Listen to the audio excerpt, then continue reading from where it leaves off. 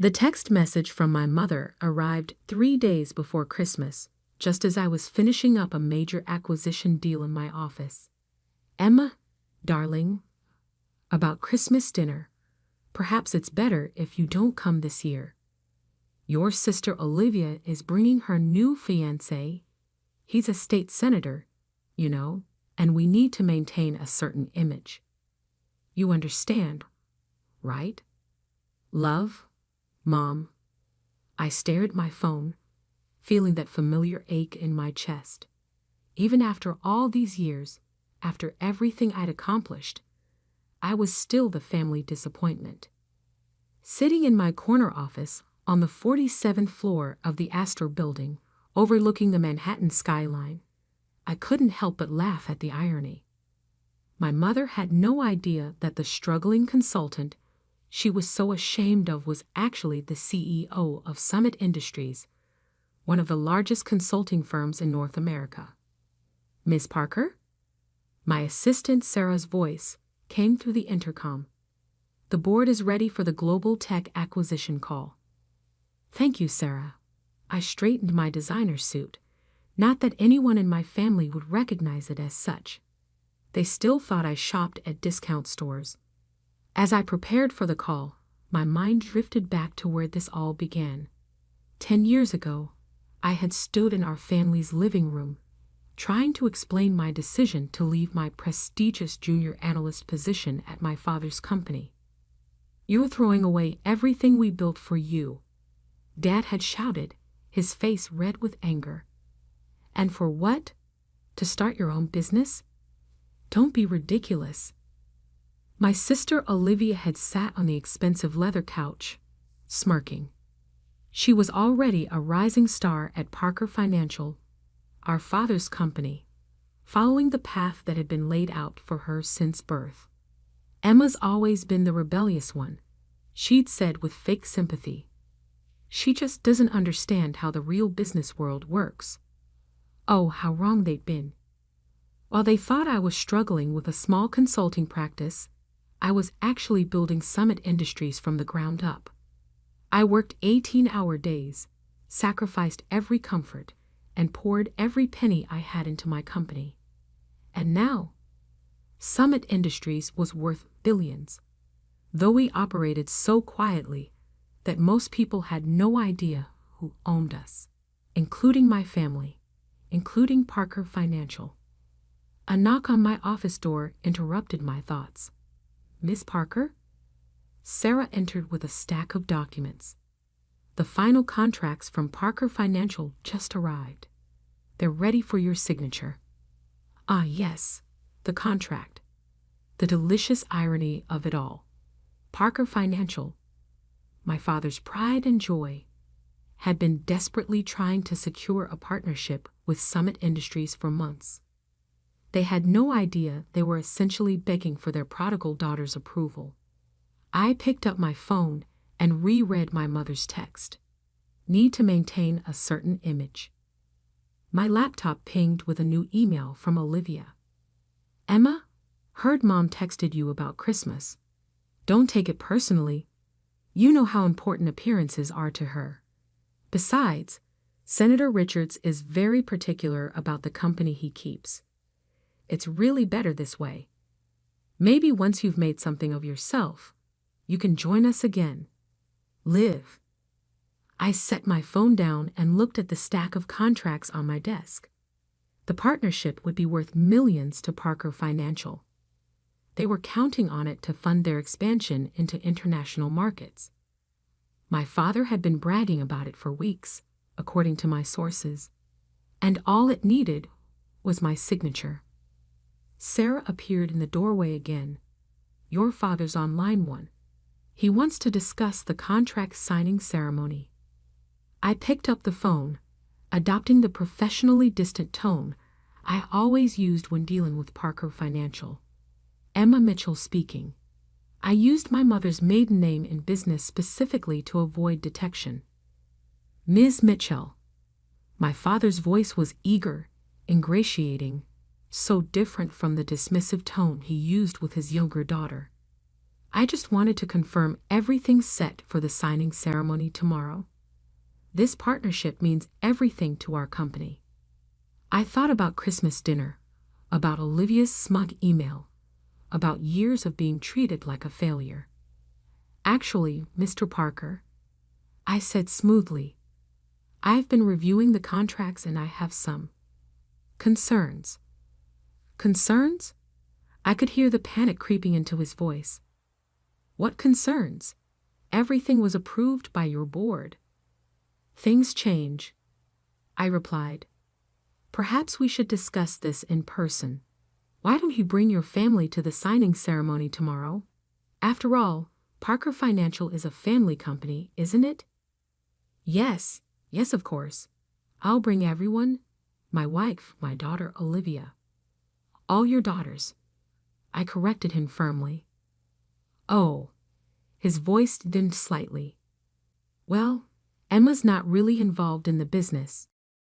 All your daughters, Mr. Parker, I repeated, or there will be no signing ceremony. After he agreed and hung up, I sat back in my chair, gazing out at the city lights. Tomorrow, my family would walk into my office expecting to meet the mysterious CEO of Summit Industries. Instead, they would come face to face with their greatest disappointment. Sarah appeared one last time. Shall I prepare the conference room for tomorrow's event? I smiled, fingering the contract papers on my desk. Yes, and Sarah? Make sure the photographers are ready. I want to capture every moment when they realize exactly who they've been dealing with. As night fell over Manhattan, I stayed in my office, planning every detail of tomorrow's revelation. My family wanted to maintain a certain image. Well, they were about to learn what real success looked like, and Christmas dinner would never be the same again. The morning of the contract signing, I arrived at the office 2 hours early. The conference room on the 47th floor had been meticulously prepared. Fresh flowers arranged on gleaming mahogany tables, elegant place cards marking each seat, floor-to-ceiling windows offering a stunning view of Manhattan's skyline. Your family just arrived in the lobby, Sarah informed me, her expression carefully neutral. She'd been with me since the beginning, one of the few people who knew the whole truth. Should I send them up? I checked my reflection in the window. Gone was the deliberately understated clothing I wore around my family. Today, I wore a crisp Armani suit, Louboutin heels, and my grandmother's vintage Cartier watch, the only inheritance she'd left me, along with her belief in my potential. No, I replied, smoothing my jacket. Had them wait. I want to make an entrance. 20 minutes later, I stood in my private elevator, watching the floor numbers tick upward. My phone buzzed, another text from my mother. Emma, where are you? Your father says it's crucial you attend this meeting. Don't embarrass us by being late. I smiled, slipping the phone back into my pocket as the elevator doors opened. Through the glass walls of the conference room, I could see them all. My father pacing nervously, my mother fixing Olivia's already perfect hair, and my sister preening in her reflection, probably rehearsing her most ingratiating smile for the mysterious CEO. Senator Richards, Olivia's fiancé, sat examining the contract papers with an expression of barely concealed boredom. He'd never met me. Olivia had made sure of that, but he was about to. I nodded to Sarah, who opened the conference room doors. Ladies and gentlemen, she announced, Ms. Emma Mitchell, CEO of Summit Industries. The silence that followed was absolute. I could hear the soft hum of the air conditioning as I walked into the room, my heels clicking deliberately against the marble floor. My mother's champagne glass slipped from her fingers, shattering on the polished table. My father's face had gone from red to white in seconds. but it was Olivia's expression that I would remember forever. Pure, unadulterated shock as her carefully constructed world of superiority crumbled around her. "Hello, family," I said calmly, taking my seat at the head of the table. "Shall we begin?" This is impossible," my father stammered. "You're a small-time consultant." "Am I?" I opened the folder in front of me. Interesting. Because according to these documents, I'm the CEO of the company you've been desperately trying to partner with for the past 6 months. The senator cleared his throat, looking between me and his shell-shocked fiancée. "I'm sorry. What exactly is happening here?" "Oh, forgive my sister's rudeness." I smiled sweetly at Olivia. She should have introduced us at Christmas dinner. But wait, I wasn't invited, was I? Something about maintaining a certain image. My mother found her voice. "Emma, darling, there's been a terrible misunderstanding." "Has there?" I cut her off, my voice sharp. "Let's review, shall we?" I pressed a button on the conference table, and the wall screen lit up with a series of emails and text messages. Here's you telling me I'm not successful enough to attend family gatherings. Here's Olivia suggesting I'm an embarrassment to the family name. And here, I paused for effect, is Dad practically begging for this partnership, completely unaware he was negotiating with his disappointing younger daughter. The silence in the room was deafening.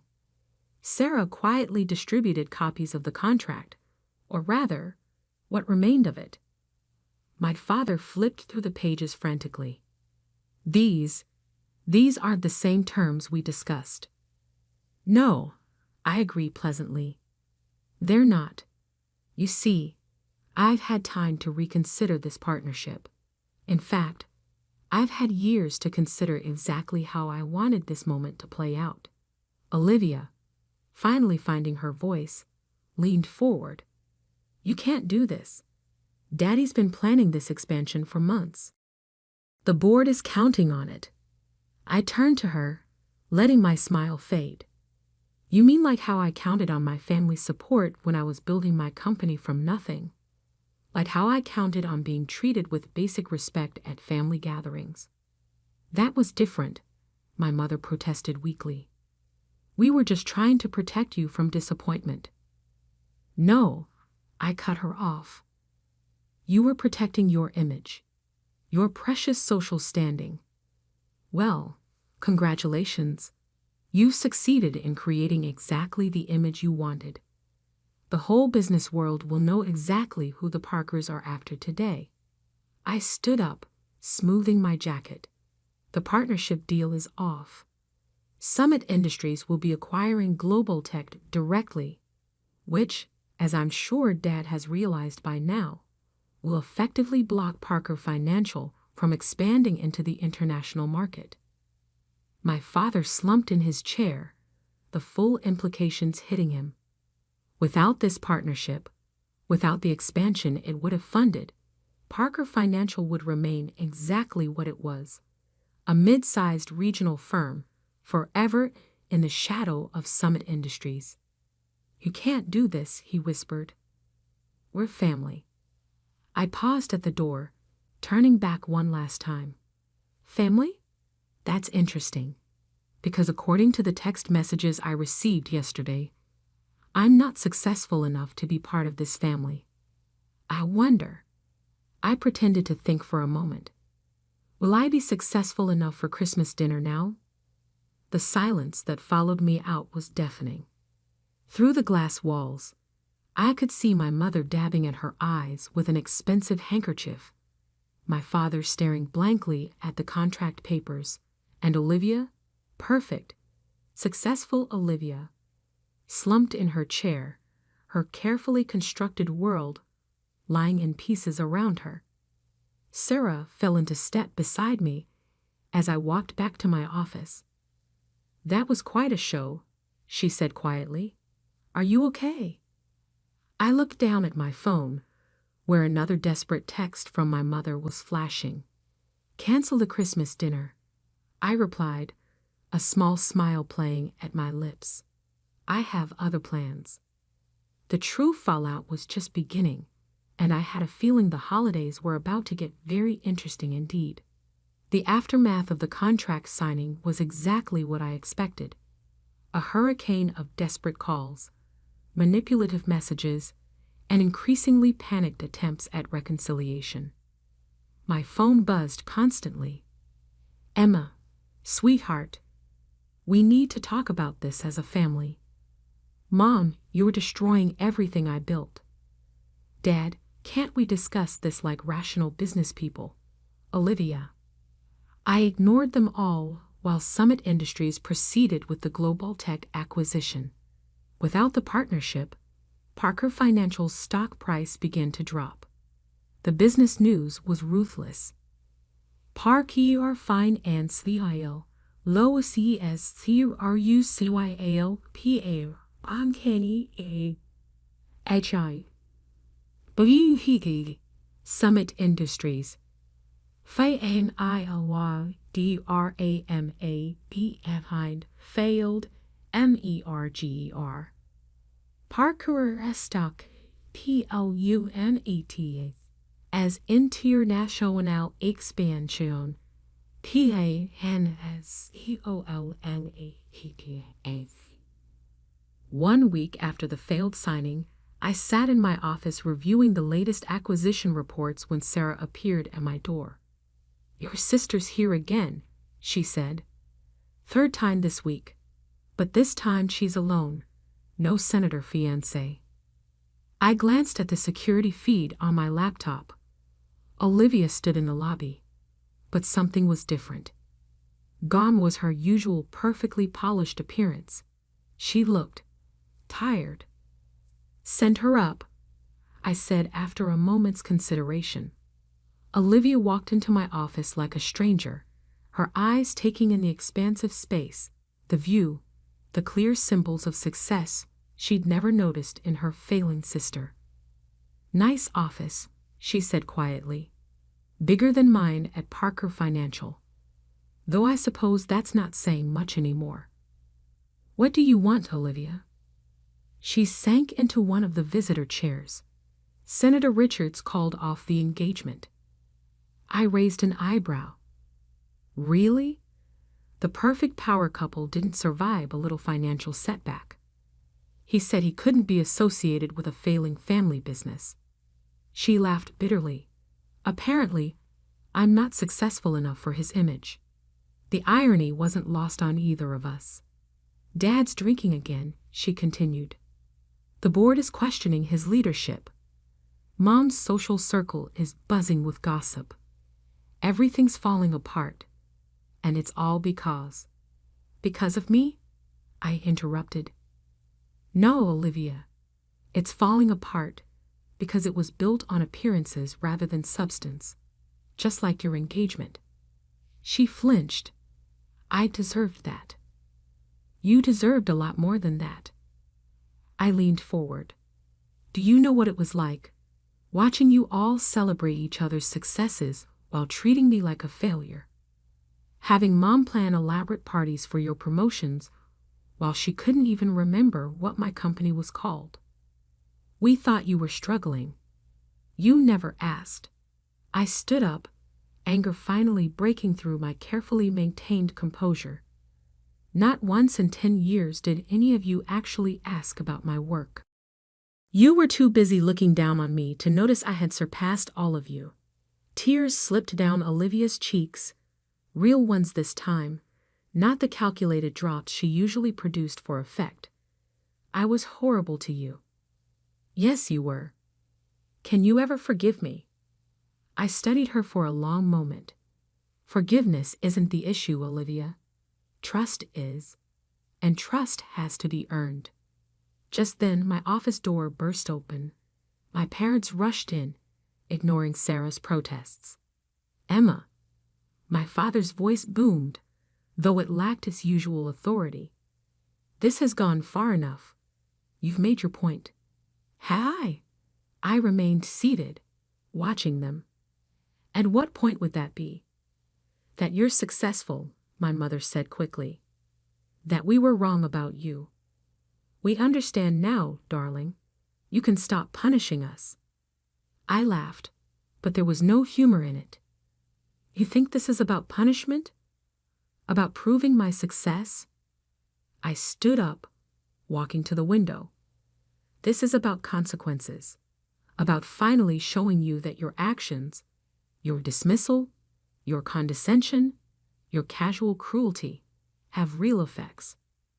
We're your parents, my father said, his voice breaking slightly. Everything we did was to protect you. No, I turned back to face them. Everything you did was to protect your image. Well, congratulations. Your image is now exactly what you've made it. A failing company, a broken engagement, and a family in crisis. What do you want from us? Olivia asked quietly. Want? I considered the question. I wanted your support when I was building my company. I wanted your respect when I succeeded. I wanted to be treated like a daughter instead of an embarrassment. I paused. But now, I don't want anything from you. My mother began to cry, but I'd seen too many of her performances to be moved. Please, Emma, it's almost Christmas. Ah, yes, Christmas. I smiled coldly. The dinner I wasn't successful enough to attend. Tell me, do you still need to maintain a certain image for the senator? Or has that requirement changed now that he's abandoned ship? My father stepped forward. Name your price. Whatever you want. Board seats. Shares in Parker Financial. You still don't get it, do you? I shook my head. I don't want anything you have. Summit Industries is worth more than Parker Financial could ever be. What I wanted was a family who valued me for who I am, not what I could offer them.